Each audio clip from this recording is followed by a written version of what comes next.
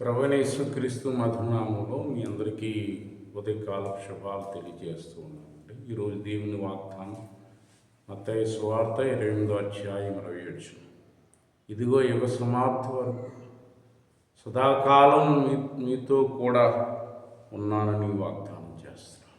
పిల్లరా, దేవాతి దేవుడు ఉదయకాలం సదాకాలం నేను మీకు తోడుగా ఉంటానని వాగ్దానం చేస్తున్నాను. పిల్లరా, ఎవరు మనల్ని విడిచిపెట్టినా, ఎవరు ఆపత్కాలంలో మనకి సహాయంగా ఉన్నా లేకపోయినా పరమ తండ్రి అయిన ప్రభువైన యేసుక్రీస్తు నిన్ను ఆయన ఎప్పుడూ ఒంటరిగా విడిచిపెట్టడు. ఆయన ఎప్పుడూ మీకు మీ కుటుంబాలకు ఆయన తోడుగా నీడగొండి మీకు సహాయం చేసి వాడుగా ఉన్నాడు. దేవుడి కొద్ది మాటలు దీవించుగాక. ఆమేన్. ప్రార్థన చేసుకుంటున్నారు.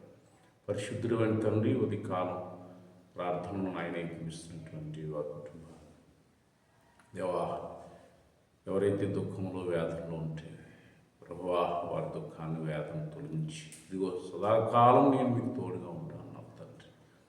దేవా, మరి ఎవరు తోడున్నా లేకపోయినా దేవా, నువ్వు నాయన తోడుగా ఉంటానని వాగ్దానం చేసిన మహాదేవుడు నాయన.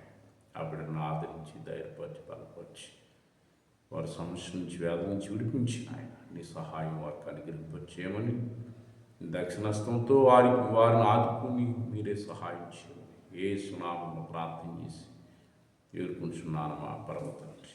ఆమేన్. May God bless you. దేవుడు మిమ్మల్ని దీవించి ఆశీర్వదించును గాక.